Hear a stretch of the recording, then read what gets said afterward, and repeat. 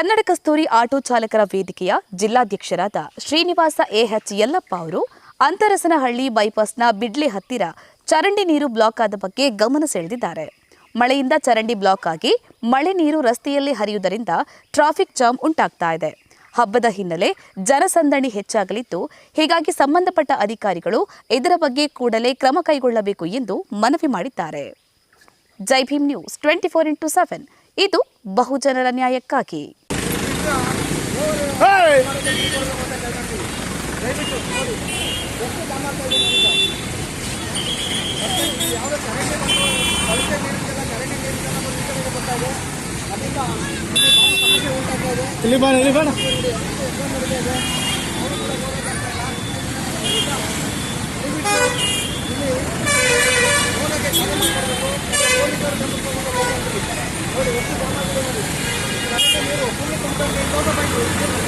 ನೋಡಿ ಎಷ್ಟು ತುಂಬಿಕೊಂಡಿದೆ ನೋಡಿ. ಅದು ವ್ಯವಸ್ಥೆ ನೋಡೋಕ್ಕಾಗ್ತಾ ಇಲ್ಲ, ಇಲ್ಲೆಲ್ಲ ಯಾರು ಓಡಾಡೋಕ್ಕಾಗ್ತಾ ಇಲ್ಲ. ಅದರಿಂದ ದಯವಿಟ್ಟು ಬೇಗ ಇಟ್ಕೊಡ್ಬೇಕು ಅಂತ ಕೇಳ್ಕೊಳ್ತೀವಿ. ಈಗ ಪೊಲೀಸರು ಬಂದಿದ್ದಾರೆ, ಎಲ್ಲ ಜಾಗ ಆಗ್ತಾ ಇದೆ. ಅದರಿಂದ ಪ್ರತಿ ಬಾರಿನೂ ಇದೇ ಥರ ಆಗಿದೆ. ಅದರಿಂದ ಸಂಬಂಧಪಟ್ಟ ಅಧಿಕಾರಿಗಳು ಇದನ್ನ ಬೇಗ ಇದನ್ನು ನಿವಾರಣೆ ಮಾಡಿಕೊಡ್ಬೇಕು ಅಂತ ಕೇಳ್ಕೊಳ್ತಾ ಇದ್ದೀವಿ.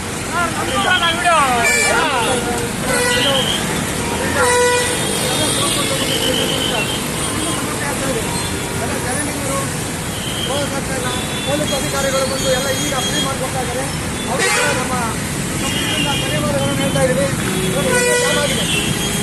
ಅದರಿಂದ ಎಲ್ಲ ಕ್ರೀಡಾನು ಮಾಡೋಣ. ದಯವಿಟ್ಟು ಸಂಬಂಧಪಟ್ಟ ಅಧಿಕಾರಿಗಳು ಇದನ್ನು ಬೇಗ ಮಾಡ್ಕೊಡ್ಬೇಕು ಅಂತ ಕೇಳ್ತೀವಿ. ಕಾಂಕ್ರೀಟ್ ಹಾಕ್ಬಿಟ್ಟು ಹೊರಟೋಗ್ಬಿಟ್ಟು ಅಷ್ಟೇ ಗುಂಡಿಗಳು, ಒಂದು ಮನುಷ್ಯಂತ ಗುಂಡಿಗಳು ಹೋಗಿದೆ. ಇದನ್ನು ಯಾರು ಕೂಡ ಗಮನ ಹರಿಸ್ತಾ ಇಲ್ಲ. ದಯವಿಟ್ಟು ಈ ಗುಂಡಿಗಳನ್ನ ಮುಚ್ಚಿಸಬೇಕು. ತಕ್ಷಣವೇ ಯುಗಾದಿ ಹಬ್ಬದ ಜನಸಂಖ್ಯೆ ಜಾಸ್ತಿ ಆಗ್ತಾ ಇದೆ. ಅದರಿಂದ ಇದೆಲ್ಲ ಮುಚ್ಚಿಸ್ಬೇಕು ಅಂತ ಕೇಳ್ಕೊಂತ ಇದ್ದೀವಿ. ಕೆಲಸ ಆಗಬೇಕು.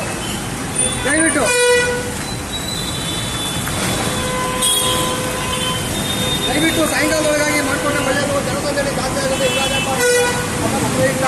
ಅದರಿಂದ ಇದನ್ನೆಲ್ಲ ಬೇಗ ನಿವಾರಣೆ ಮಾಡ್ಕೊಳ್ಬೇಕು ಅಂತ ಸಂಬಂಧಪಟ್ಟ ಅಧಿಕಾರಿಗಳು ನೋಡಿ. ಎಲ್ಲ ಎಷ್ಟು ನೋಡಿ ಮಾತಾಡ್ರಿ. ಜಾಸ್ತಿ ಇದು ಬುದ್ಧಿ ಪುತ್ರ